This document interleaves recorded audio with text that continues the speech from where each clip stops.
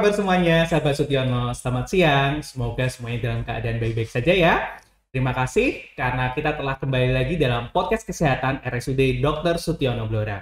Dan pada hari ini, perkenalkan nama saya Dr. Trisna Rizky. Saya akan menjadi host pada podcast kesehatan pada hari ini. Pada hari ini, kita seperti biasa akan membahas tentang masalah-masalah isu kesehatan yang menarik dan tentunya bermanfaat bagi sahabat Sutiono semua. Dan pada siang hari ini kita akan membahas tema dengan penyakit yang mungkin ada di sekitar kita, yang cukup sering kita temukan karena penyakit ini endemik di Indonesia, yaitu kita akan membahas kupas tuntas tentang TBC. Dan pada siang hari ini sudah bergabung dengan saya tentunya narasumber yang kompeten dalam bidang tersebut. Saya perkenalkan Dr. Agustina Fitrianti, spesialis penyakit dalam. Selamat siang, dokter. Selamat siang, Dr. Trisna. Halo sahabat Sutiono, Assalamualaikum. Iya. Terima kasih Dr. Tina boleh hadir di podcast kesehatan kita pada siang hari ini. Tentunya mau ya Dok ya untuk kita tanya-tanya tentang TBC. Pasti ya, karena memang kasusnya sangat banyak dan sehari-hari saya temui di bangsal maupun di rawat jalan dengan kondisi yang menyedihkan menurut saya ya, karena banyak yang sudah terlambat untuk mendapatkan pengobatan, sudah terlanjur jelek kondisinya baru diperiksakan. Jadi saya memang menunggu-nunggu ada podcast seperti ini biar bisa berbagi pengetahuan ya dok ya. Oke, terima kasih Dokter Rena. Tentu informasi berikut ini akan sangat berguna bagi sahabat-sahabat Sutiono semuanya. Oke, mungkin dokter, mungkin dari awalnya dulu nih, mungkin kita samakan dulu persepsi yang dimaksud dengan TBC itu apa? Oh ya, baik mungkin kita. Ada yang mungkin, apakah sembarang batuk atau batuk-batuk tertentu? Monggo. Oh ya, mungkin kita bicara bahasa awamnya saja ya dok ya. Jadi infeksi TBC itu masuknya kumannya namanya Mycobacterium tuberculosis ke dalam saluran pernafasan yaitu paru-paru dan akhirnya menimbulkan kerusakan di saluran nafas dan jaringan paru-paru. Jadi secara gejala kita bisa melihat ciri-cirinya diantaranya adalah ada gejala sistemik dan ada gejala respirasi. Gejala sistemik artinya yang dirasakan seluruh badan. Gejala respirasi artinya gejala yang bersangkutan dengan nafasnya. Ya, jadi harus ada dua hal itu baru kita mencurigai adanya TBC. Gejala sistemiknya apa? Gejala yang dirasakan apa? Satu, demam biasanya. Ya, tapi demamnya itu tidak terlalu tinggi. Ya, biasanya hanya anget-anget. Sumber-sumber gitu ya, sumber-sumber. Jadi tidak panas teng gitu. Nah. Kemudian nafsu makannya berkurang, ya. Kemudian berat badannya menurun, ya. Mungkin tidak drastis, tapi perubahan berat badan ada. Kemudian juga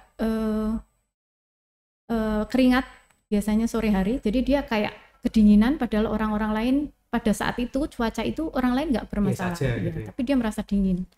Nah, kemudian yang gejala respirasinya atau gejala pernafasannya jelas batuk, ya. Tapi batuk yang gimana? Biasanya batuk yang lebih dari 2 minggu. Batuk lama ya, batuk lama ya. Ya, misalnya batuknya ada dahaknya, iya rata-rata ada dahaknya. Tapi tidak menutup kemungkinan batuk kering juga merupakan gejala dari TBC. Ya. Batuk lebih dari 2 minggu. Ya. Kalau zaman dulu lebih dari 3 minggu, tapi karena kasusnya semakin banyak, biasanya 2 minggu lebih sudah diobati dengan obat batuk biasa, tidak ada perubahan. Nah, kita harus memikirkan TBC. Terus selain batuk ada dahaknya, sesek ya. Sesek itu biasanya karena kerusakan paru-parunya sudah cukup luas. Terus yang ketiga ada suara-suara, bunyi-bunyi. Misalnya ada ngiki atau grok-grok ya yang menunjukkan ada sesuatu yang salah di pernafasannya ya. Kemudian tentu saja nyeri dada. Nyeri dadanya bisa seperti kemeng, bisa seperti ditusuk ya, tergantung kerusakannya sudah seluas apa. Dan yang gejala yang biasanya memang kita langsung curiga itu batuk darah. Cuman batuk darahnya juga ternyata tipenya macam-macam. Yang batuk darah dari paru-paru itu warnanya memang merah segar. Ya, merah segar kelihatan lah kalau itu darah ya, bukan darah hitam ataupun darah yang pink, karena ada beberapa gejala penyakit lain yang batuk darah tapi bukan TBC. Gitu. Mungkin itu dulu yang harus kita pahami ya. Jadi mungkin clue-nya itu batuk yang lama, sudah dicoba diobati pakai obat batuk biasa, tapi nggak sembuh-sembuh. Kemudian ditambah gejala-gejala sistemik tadi ya tadi ya, nggak cuma hanya batuk ya. Terus bagi dokter yang sudah berpengalaman ya, yang jam terbangnya sudah tinggi, posturnya orang TBC itu kita biasanya sudah punya feeling gitu. Jadi misalnya ya, orangnya kurus, ceking, ya kelihatan tidak sehat, Sampai pucet. berpengaruh ke postur tubuh ya dok ya? Ya, betul. Karena mungkin pengaruh tadi ya, atau berat badan Penurunan turun berat badan, gitu ya, cara jadi dia lebih tarik kurus nafas ya. sudah kelihatan ngos-ngosan gitu ya. Dan biasanya kan penyakitnya memang sudah lama. Jadi pasien dari mulai infeksi sampai gejalanya benar-benar dirasakan itu bisa beberapa bulan.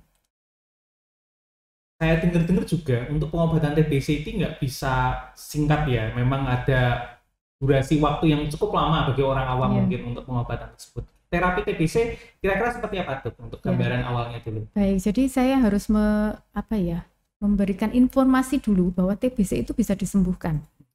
Bisa disembuhkan secara medis, bukan pakai cara alternatif ya. Secara medis minimal pengobatannya 6 bulan. Ya. Kita memakai beberapa kombinasi obat paru-paru, minimal itu 4 macam. Ya, jadi pengobatannya terbagi 2 fase. Fase intensif yaitu 2 bulan dan fase lanjutan selama 4 bulan. Jadi total 6 bulan. Ya. Apa bedanya? Kalau di fase awal 2 bulan itu obatnya biasanya 4 macam. Jadi obatnya ini ibaratnya obat-obatan yang langsung membasmi, ya, ngebom semua kumannya ini. Gimana caranya dalam waktu 2 bulan itu semuanya terbunuh gitu ya. Tetapi jenis kuman TBC ini ada yang tidak serta-merta langsung mati. Jadi ada dia yang seolah-olah mati. Jadi posisinya dia dorman atau pura-pura tidur. Ya. Ibaratnya akarnya itu belum terberantas. Nah, maka dilanjutlah fase lanjutan. Fase lanjutan itu dari bulan ketiga sampai bulan keempat. Ya, jadi antara yang pengobatan 2 bulan dengan sesudah 3 bulan itu memang jenis obatnya berbeda. Tapi pada prinsipnya supaya kuman-kumannya itu habis tuntas, tidak menimbulkan, ya, itu 6 bulan. 6 bulan. Ya. Mungkin karena mungkin sebenarnya teman-teman sahabat Sutyono ini sudah tahu ya banyak kasus di sekitar kita ya, ada kasus di kita. Ini ada beberapa pertanyaan dokter, ini bisa dibantu untuk menjawab. Ada pertanyaan, ada mitos-mitos juga. Ini ada yang bertanya, katanya TBC ini apakah penyakit keturunan? Karena biasanya kalau orang tuanya kena, anaknya juga kena. Oh ya, itu pertanyaan yang sering ditanyakan juga ke saya ya. Jadi itu mitos yang salah ya. Karena ini sumbernya kuman, infeksi kuman. Jadi ada kuman terbang di udara yang kurang bersih, terhirup di saluran nafas. Itu kuman tidak langsung menimbulkan penyakit. Ya, kuman itu bersarang dulu.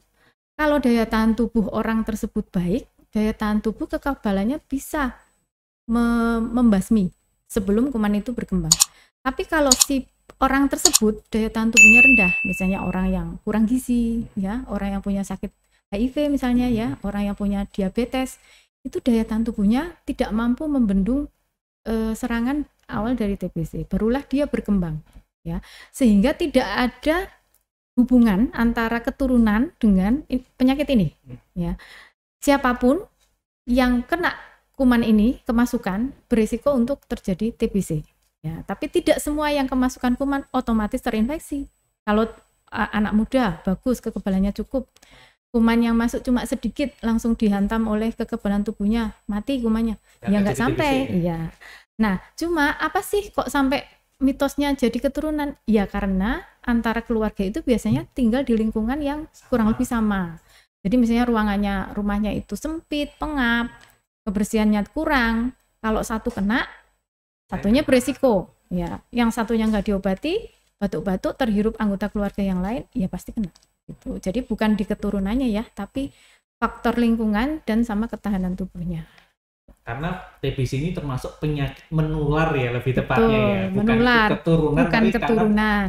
Ikut terkena karena penyakit termasuk jenis penyakit menular. Betul ya. Nanti menarik itu ya. Jadi penularannya itu bisa udara, lewat ini ya, droplet gitu ya, air liur yang ketika dia batuk, percikan liur ketika dia batuk, ketika dia ngomong mungkin gitu ya, dok ya. Oke. Nih TBC, pertanyaan lagi dok. Mitos nih. TBC hanya menyerang orang-orang golongan menengah dan menengah. Betul apa salah gitu? Betul nggak dok ini? Terkait nggak dok? Sebenarnya kalau dilihat dari jumlah ya, memang pernyataan itu tidak salah ya. Karena biasanya yang higiene sanitasinya rendah, kesadaran akan kebersihan yang kurang, itu memang di golongan masyarakat menengah ke bawah. Ya. gimana mau bersihkan rumah, ya, menata rumahnya seideal mungkin. Kalau mereka untuk cari makan aja ibaratnya waktunya udah habis gitu. Sehingga memang kaitannya bukan di ekonomi, tapi sebenarnya di kebersihan lingkungannya. Ya. Jadi kalau misalkan orangnya kaya, tapi Tapi kalau jorok iya, rumahnya, itu ya bisa ventilasinya resiko iya, juga. bisa. Dan beberapa yang tadi saya bilang, dengan orangnya misalnya kaya, berpendidikan, sudah jaga kesehatan, tapi dilalah daya tahan tubuhnya rendah. Ya. Nah, itu tetap berisiko. Tetap berisiko. Jadi tidak ada kaitannya sama status sosial ekonomi. Status kebersihan iya berpengaruh sekali ya. Jawab pertanyaan. Nah, ini dokter. Mungkin tadi sudah dijawab ya, cuma bisa ditekan kembali. Batuk berdarah apakah pasti TBC? Oh, iya. Perbedaan dengan batuk biasa apa gitu ya. Jadi kita harus ingat dulu ya, batuk itu kan batuk berdarah itu kan berarti ada pecahnya pembuluh darah ya. Gimana? Nah, itu sumbernya beda-beda. Kalau di tenggorokan kita sedang luka ya, terus kita membatukkan berdahak secara berlebihan, lecet keluar darah juga enggak? Ya, bisa. Ya. Nah, jadi batuk darah otomatis bisa berasal dari manapun. Misalnya gusi kita sedang berdarah, baru cabut gigi, terus batuk, darahnya keluar, bisa batuk darah juga. Dari mulai mulut deh, mulut, tenggorokan, ya, saluran napasnya, baru paru-parunya. Jadi sebenarnya kalau batuk darah tidak serta-merta itu TBC. Tapi berdasarkan frekuensi paling seringnya orang Indonesia batuk darah itu sakitnya apa? Ya memang sakitnya TBC. Ya.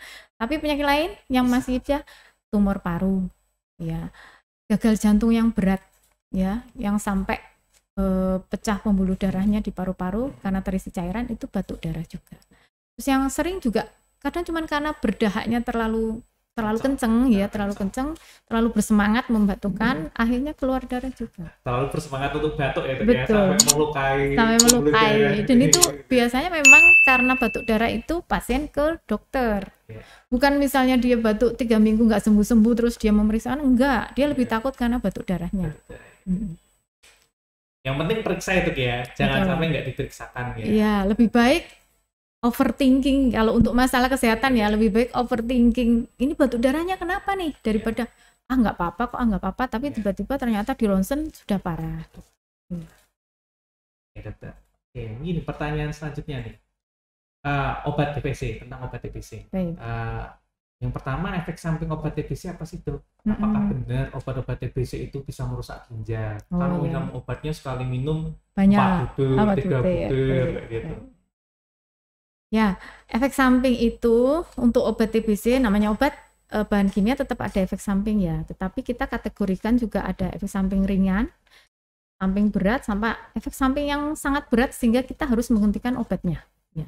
Tapi perlu diketahui sebelum kita memberikan obat, sebenarnya dokter menilai dulu, mengevaluasi kondisi pasien ini. Dia ini sudah ada sakit ginjal enggak? Dia ini punya penyakit lain yang berat enggak? Yang kira-kira dengan penambahan obat TBC ini akan mempengaruhi fungsi organ tubuh yang lain.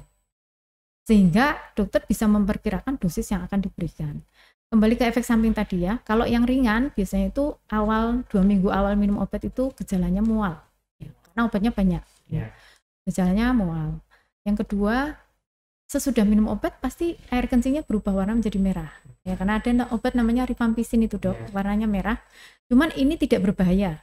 Ya. Itu bukan berarti kencing berdarah, itu bukan itu ya. Itu bukan pendarahan, tapi warna obatnya itu sesudah di metabolisme tubuh keluar lewat air kencing. Karena zat kimia dari darah itu ya, hasil metabolit obat rifampicin. Ya, rifampicin itu ya, yang bikin warnanya merah. Iya, kemudian ada efek samping yang ringan itu gatal-gatal.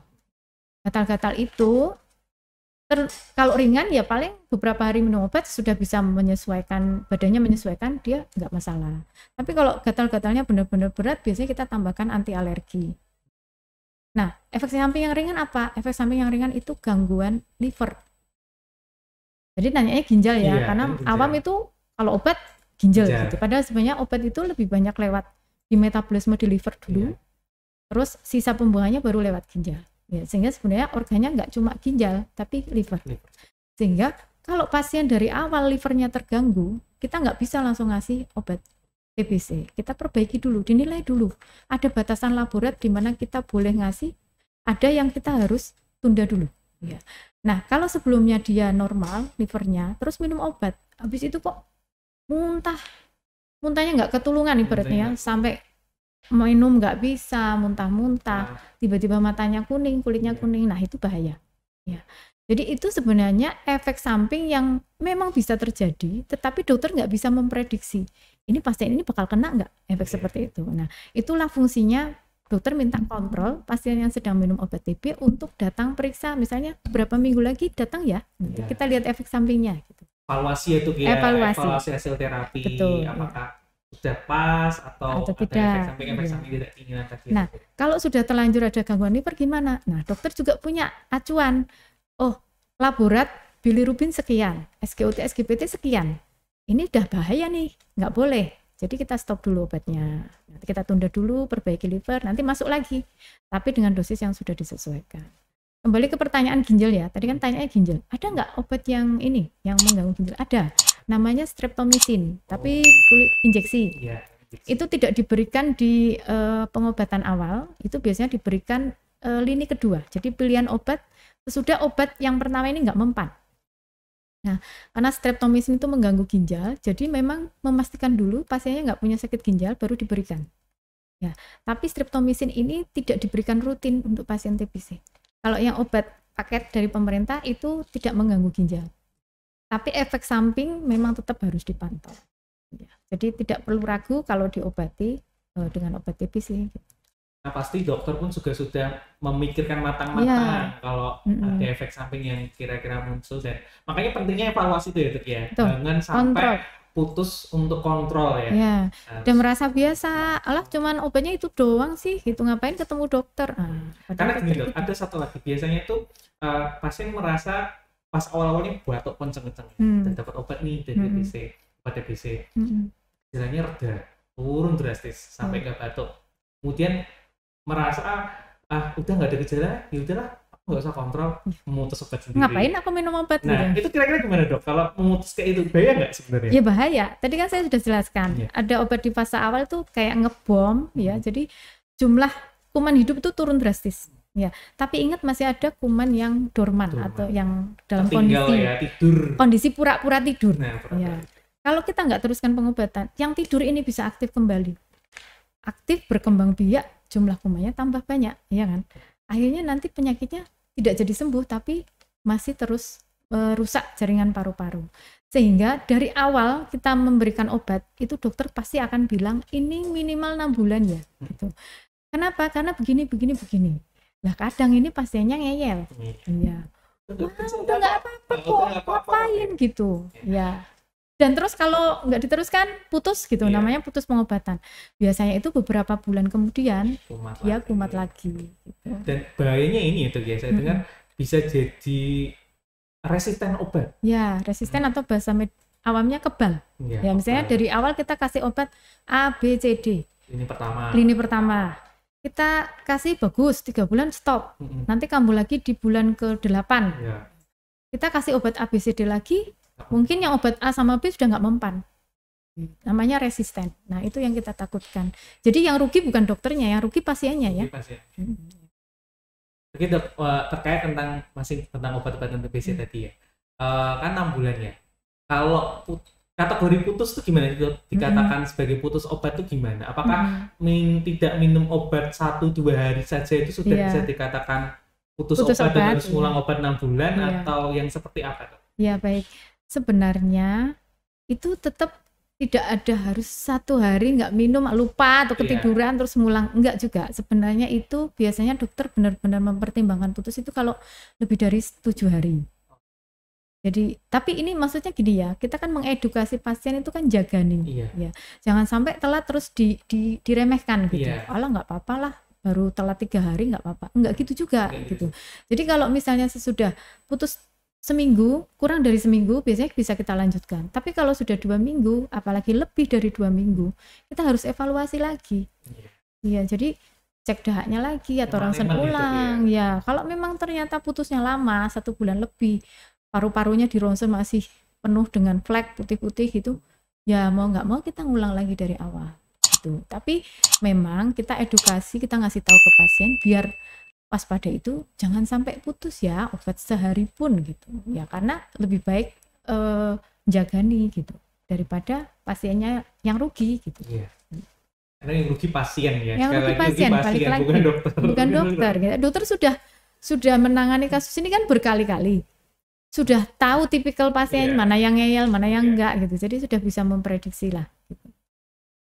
Tadi dari segi obat-obatan ya dokter. Nah, sekarang kalau dari segi nutrisi bagaimana? Kira-kira ada nggak diet khusus TBC atau ada pantangan-pantangan tertentu, nggak boleh makan ini, nggak boleh makan itu, apakah ada? Iya, jadi kalau dokter biasanya praktek di daerah desa ya, pedesaannya dok, emang itu di masyarakat sering sekali ada mitos berkaitan dengan pantangan makanan kalau sakit tertentu ya, terutama di Blora ini masih sangat banyak.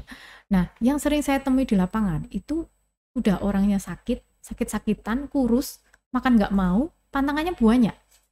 Ya itu kan nggak bagus ya, karena sebenarnya kalau status gizi seseorang itu gizinya baik atau tidak itu akan menentukan kekebalan tubuhnya. Karena apa? Karena sel kekebalan tubuh dibentuk oleh protein ya, jadi asupan makanan berpengaruh.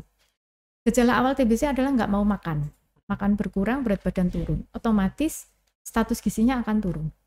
Belum kalau dia itu sebelumnya punya riwayat ada diabetes, ada HIV, dia punya penyakit autoimun misalnya, itu sudah kekebalannya sudah turun. Sehingga kalau hanya pasien dengan sakit TBC saja, itu tidak ada pantangan makanan. Pantangannya hanya satu, tidak boleh merokok. Oh, saya tambah 2, minuman keras. Ya, rokok, minuman keras, jelas. Kenapa? Karena sudah paru-parunya rusak, tambah rokok lagi, apa nggak tambah rusak? Logis aja gitu kan. Minuman keras juga begitu. Minuman keras bisa mempengaruhi liver, ya, mempengaruhi seluruh sistem kekebalan tubuh. Kita lagi ngobatin, kenapa dirusak dengan minuman keras gitu. Tapi kalau dari segi makanan yang lain, itu dianjurkan makan makanan yang bergizi. Justru kita kejar gizinya yang kurang ini. Dia kurus, kita harus normalkan berat badannya. Dia obesitas, ya dinormalkan juga. Jadi tidak hanya digemukkan ya, tapi normal weight gitu. Terus yang sering ditemui di sini adalah pasien TBC itu seringnya dari pasien diabetes. Kenapa? Orang hanya mikir DM-nya, gulanya. Itu gulanya tidak terkontrol, daya tahan tubuh, kuman masuk, ya, infeksi paling sering adalah TBC. Nah, kalau pasien TBC dengan diabetes, berarti diet yang dipantang sesuai dengan penyakit diabetesnya. Gitu ya, berarti nutrisi pun juga salah satu hal yang penting ya dalam penanganan TBC. Tidak hanya obat, tapi juga nutrisi.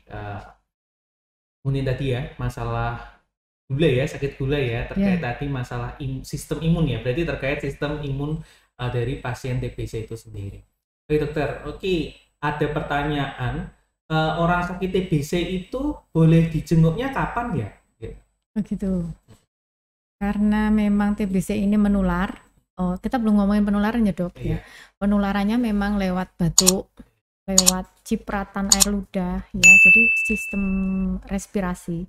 Jadi itu bisa pasien batuk nyebar di ruangan. Ya. Kalau mau dijenguk boleh nggak? Ya boleh, tapi harus ada pelindung supaya yang jenguk ini tidak kena cipratannya, itu tidak terhirup udara yang kemungkinan mengandung kuman. Kalau di rumah sakit pasien ditempatkan di ruang isolasi TBC ya. Bedanya apa?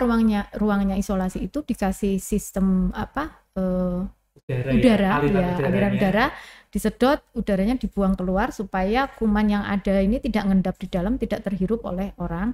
Jadi biar tidak menurunkan resiko penularan ya. Dan pasien ini ditempatkan terpisah dari pasien penyakit lain supaya tidak menulari pasien lain.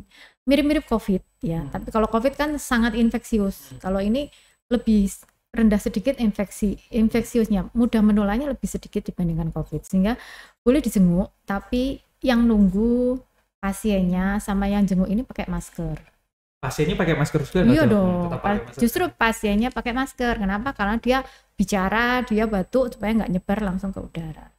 Itu aja kadang ada yang nyebar ya, kan lolos gitu ya. Nah nanti yang mengunjungi atau yang merawat pasien ini pakai masker juga, biar terlindungi. Dokter pun kalau mau memeriksa pakai masker khusus minimal N95. Ya, tapi kalau pasien cukup pakai masker bedah yang hijau itu sudah cukup. Gitu dok. Oke, jadi dokter, untuk pasien TBC sebenarnya bisa saja ya dijenguk bisa, tapi harus melindungi diri. Satu ya, dengan memakai masker, pasien juga memakai masker. Juga mungkin kalau pas fase-fase awal mungkin tahan dulu kali itu ya. Jangan. Tapi kan gini ya, dia itu kalau sudah pakai masker itu resiko penularan ya sudah minimal. Sudah minimal. Iya, ini nggak seperti yang COVID yang sangat ekstra ketat. TBC nggak terlalu. Tapi kalau ini dokter, kalau masalah alat makan gimana? Perlu dipisah, disendirikan nggak kalau untuk pasien TBC? Kalau misalkan sudah pulang ke rumah nih. Iya, karena tadi sudah saya jelaskan penularannya dari percikan air ludah atau batuknya. Jadi kalau di dalam air ludah ini kebetulan ada dahaknya, dahaknya juga ada kumannya dan nempel di alat makan, dipakai orang lain sebelum dicuci. Nah, biasanya kan satu keluarga minum gelas yang sama, itu resiko penularan. Jadi disarankan untuk memisahkan alat makan dan alat mandi, Dok. Oh iya. Ya, sikat gigi, ya kan kadang tuh ada ya agak jorok sih. Satu sikat gigi dipakai berapa orang. Nah, itu sangat menular. Jadi pasien tuh disendirikan, alat masak, alat makan, piring, sendok, garpu, gelas itu sendiri. Kemudian untuk alat mandi, handuk, sikat gigi itu sendiri. Ya, kenapa? Karena supaya anggota keluarga yang lain tidak tertular. Sampai kapan? Apakah seterusnya? Enggak, cuma sampai pengobatan 6 bulan. Dan 6 bulan ya tidak disarankan satu handuk bersama sih, tapi kan menularnya itu sudah enggak, kalau sudah selesai 6 bulan sudah enggak menular lagi. Gitu ya. Jadi sahabat Sutiono tetap harus berhati-hati, maksudnya menjaga diri dengan memakai masker, kemudian tapi bukan berarti mengasingkan ya, jangan mengasingkan pasien orang TBC karena ternyata ini juga itu ya. TBC ini juga berkaitan dengan masalah kesehatan mental juga ya, bisa menimbulkan masalah kesehatan mental ya. Depresi. Jadi, gitu. Stigma yang ada di masyarakat, pasien dengan TBC paru atau bahasa dulunya flek paru ya. Flek paru itu kan seperti dikucilkan karena penyakit yang berkaitan dengan kebersihan yang kurang, jorok dan sebagainya gitu ya. Jadi pasien juga disuruh minum obat selama 6 bulan, dia nggak suka minum obat, terus minum obat, kemudian dia nggak, dengan kondisi badannya dia tidak bisa beraktivitas bebas, masih dipisah-pisah gitu ya, tidur harus terpisah, dia harus pakai masker kan, kalau dia mentalnya nggak kuat kan dia bisa depresi dong, depresi ringan. Sehingga support keluarga, support dokter itu sangat penting gitu ya. Jadi saya sering mendapati terutama pasien yang komplikasinya banyak. Ya, dia pasien diabetes, dia ternyata kakinya sudah ada luka, kena TBC juga. Kita support mentalnya harus kita perhatikan psikisnya juga sih, Dok. Supaya juga imunnya juga naik itu ya kan. Kalau naik, dia seneng, happy, merasa didukung kan, tentu dia akan lebih rajin minum obat, mau semangat untuk semangat sembuhnya bisa kembali pulih lah. Mau makan jadi mau makan dan sebagainya. Oke dokter, mungkin yang ada lagi pertanyaan, kenapa sih orang sakit TBC juga kadang-kadang atau sering dikaitkan dengan sakit HIV? Nah, ada yang pernah teman itu katanya kok sakit TBC tapi kok juga disuruh cek HIV, itu kenapa ya? Apakah ada hubungannya? Ya, pertanyaannya bagus dok. Jadi tadi saya bilang masalah utama adalah kekebalan tubuh. Jadi orang yang kekebalan tubuhnya sudah rendah sangat berisiko berpotensi untuk kemasukan kuman ini. Pasien HIV itu yang diserang adalah sistem kekebalan tubuhnya. Jadi ada virus HIV masuk menyerang limfosit. Limfosit itu sel darah putih, di mana jumlahnya limfosit akan berkurang banyak pada pasien yang HIV. Akibatnya apa? Dia mudah sekali diserang berbagai jenis penyakit. Penyakit yang paling sering ya TBC. Ya, penyakit lainnya apa? Misalnya sariawan nggak sembuh-sembuh. Kemudian infeksi saluran kencing, ya, berat badan menurun, ya. Sehingga karena sangat lemahnya kekebalan tubuh itu, si kuman TBC leluasa banget masuk ke tubuhnya pasien HIV. Bahkan kadang-kadang pasien ini tidak menyadari dia punya HIV, dia berobat karena batuknya nggak sembuh-sembuh itu dok. Nah, jadi semua pasien HIV, semua pasien TBC yang kita temukan itu wajib kita cek screening untuk HIV juga. Karena namanya infeksi oportunistik. Jadi di mana ada pasien TBC, kita nggak boleh lengah nih. Ada penyakit lain nggak yang mendasari TBC-nya ini? Selain dari HIV itu pasien-pasien kanker dok. Pasien kanker yang sedang kemoterapi. Ya, pasien autoimun, misalnya dia punya sakit lupus, rheumatoid arthritis itu kan dapat obat namanya steroid. Nah, obat steroid itu menurunkan daya tahan tubuh. Jadi kita harus screening juga ada infeksi TBC enggak pada pasien-pasien seperti ini. Termasuk juga pasien yang mendapatkan transplantasi, ya, transplantasi organ. Kembali ke HIV tadi, karena itu juga sudah masuk ke buku panduan. Jadi semua pasien HIV yang terdiagnosa harus di screening untuk TBC. Sebaliknya, semua pasien TBC harus di screening untuk HIV. Gitu. Jadi kita harus cross check silang. Jadi sebetulnya bukan karena langsung gitu ya TBC menyebabkan HIV atau HIV menyebabkan TB, tapi ketika seseorang didiagnosa TBC, kita kalau dari sisi dokter ya, kita harus berpikir ada nggak melatar belakangi yang memengaruhi sistem imun pada pasien ini gitu ya, yang salah satunya yang mungkin banyak dijumpai juga yang kita temui adalah HIV. Tapi tadi sudah disebut nama Dr. Tina ya, nggak cuma HIV ya, ada yang penyakit-penyakit lain yang mempengaruhi sistem imun gitu ya, seperti kanker atau autoimun atau ya. Oke dokter, ada lagi pertanyaan, apakah benar ada TBC yang menyerang selain ke paru-paru? Oh ya, betul. Betul atau enggak? Ya, lupa kita jelaskan ya dok. Jadi tadi kuman TBC memang mayoritas masuk ke sel jaringan paru, tapi sebenarnya dia bisa menyerang sistem organ tubuh yang lain di seluruh badan, di seluruh tubuh, mulai dari otak ya, mulai dari tulang, kemudian sistem saraf, kemudian ke perut di usus ya, pembungkus usus namanya peritoneum ya, kemudian ke saluran kencing, ke ginjal, ke sel indung telur atau ovarium, itu semua bisa kena TBC ya. Sama kelenjar juga, kelenjar getah bening gitu. Itu namanya TBC ekstra paru. TBC yang menyerang organ di luar paru-paru, dan itu juga sering sekali kita temui di lapangan, maksudnya di pasien yang berobat ke kita, dan rata-rata memang kondisinya jadi jelek karena ekstra paru berarti TBC-nya berat ya, jadi dia nggak menyerang ke paru-paru atau juga double, paru-parunya terserang habis itu juga ekstra parunya terserang. Nah, untuk pengobatannya itu sama dok, pakai obat anti TBC tetapi durasinya biasanya berbeda. Misalnya harusnya kalau TBC paru hanya 6 bulan, tapi kalau TBC tulang bisa 9 bulan sampai 1 tahun. Ya. Dan ada obat tambahan lain. Misalnya TBC yang ada cairan di paru-paru, namanya efusi ya. Itu pengobatannya sama. Dikasih obat TBC, tapi ada tambahan obat lain untuk mengurangi cairannya itu atau tindakan lain yang diperlukan. Jadi TBC ini bisa terdiagnosa dari paru-parunya langsung, tapi bisa juga dari luar paru-parunya. Yang penting jangan lupa untuk berobat ya dok ya. Jangan mencoba mengobati sendiri atau malah herbal alternatif ya. Ya. Seperti itu.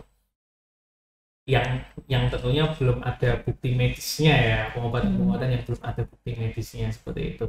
Oke, mungkin sebelum kita tutup dokter, ada nggak edukasi umum untuk pasien TBC atau orang awam pada umumnya supaya kita tidak tertular atau mencegah penularan tersebut, apa yang bisa kita lakukan di rumah supaya kuman TBC itu nggak hidup di lingkungan rumah kita seperti itu. Iya, jadi secara umum pencegahan penularan TBC ini balik lagi kepada seperti kita waktu masa pandemi kemarin ya dok. Jadi harus kebersihan ruangan, kemudian kebersihan diri kita sendiri mulai dari cuci tangan yang bersih dengan cara yang benar. Kemudian ruangan ventilasi di rumah itu diusahakan terbuka gitu. Jadi jendela ya dibuka, udara bisa masuk, sinar matahari bisa langsung masuk menyinari ruangan, tidak ada ruangan yang gelap ya. Kemudian peliharaan, maksudnya kayak ayam atau bebek atau apa, sapi dan sebagainya, sebaiknya tidak digabung dengan tempat tinggal. Nah, karena kotorannya itu kan juga sarang kuman. Ya. Kemudian kalau memang anggota keluarga ada yang sakit batuk, sudah diobati 2 minggu, tidak sembuh, jangan menganggap remeh, tapi segera periksakan ke dokter. Dokter nanti akan melihat dulu pemeriksaan fisik, ditanya-tanya, ini mengarah ke TBC enggak? Kalau TBC nanti akan dilanjutkan ronsen dan periksa daha. Jadi untuk kewaspadaan seperti kita zaman pandemi, itu kalau kita lakukan pencegahan itu sudah bagus sekali ya. Jadi meningkatkan daya tahan tubuh dengan olahraga, menjaga makanan, pola hidup sehat, tidur cukup, mengurangi stres, dan kebersihan lingkungan. Itu dok. Mungkin yang main ini untuk ya, mungkin untuk semua jenis saluran pernapas, infeksi saluran nafas harus pakai masker itu ya. Iya. Ya, kalau batuk pakai masker. Ya kalau lagi batuk pilek pakai masker lah, biar nggak nulari orang lain gitu. Iya. Oke, sahabat Sutiono mungkin sudah mendengar banyak informasi tentang TBC dari Dr. Tina. Kita sudah bahas banyak banget tadi, mulai dari mitos-mitos, juga ada pertanyaan-pertanyaan seputar tentang TBC.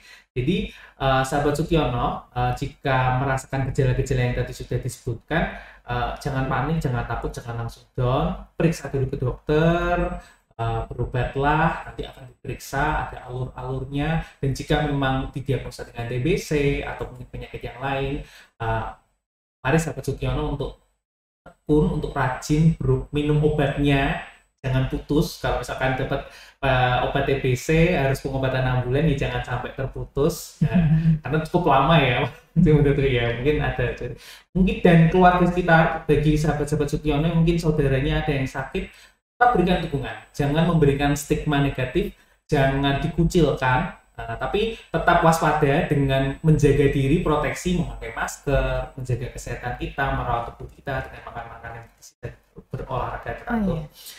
Dan jangan lupa kalau pengobatan TBC ini obatnya dijamin pemerintah. Betul ya Dok ya? Betul.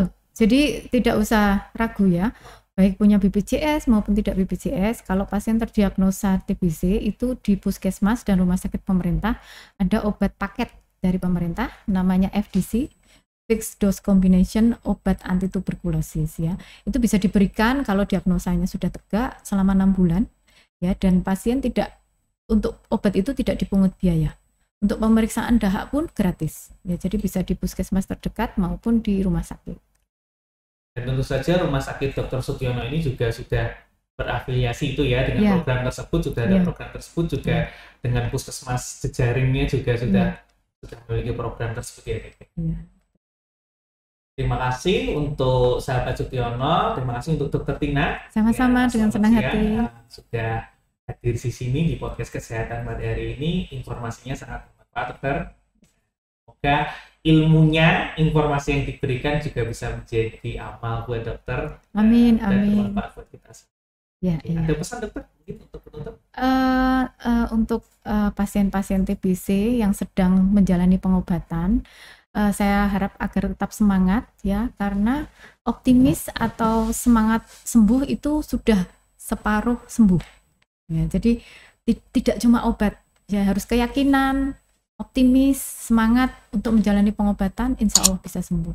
Dan kalau ada apa-apa, kami tenaga kesehatan terutama di Rumah Sakit Sutiono siap membantu ya. Jadi jangan ragu untuk konsultasi kepada dokter apabila ada kesulitan selama minum obat, ada kendala apapun disampaikan ya. Jadi jangan sampai misalnya minum obat tidak tahan, mual muntah, akhirnya tidak diteruskan dan pindah lagi ke dokter yang lain, tidak kembali ke dokter yang meresepkan, supaya kita dokter yang memberikan obat ini bisa memberikan solusi, memberikan perhatian khusus apabila ada efek samping dari obat yang kita berikan.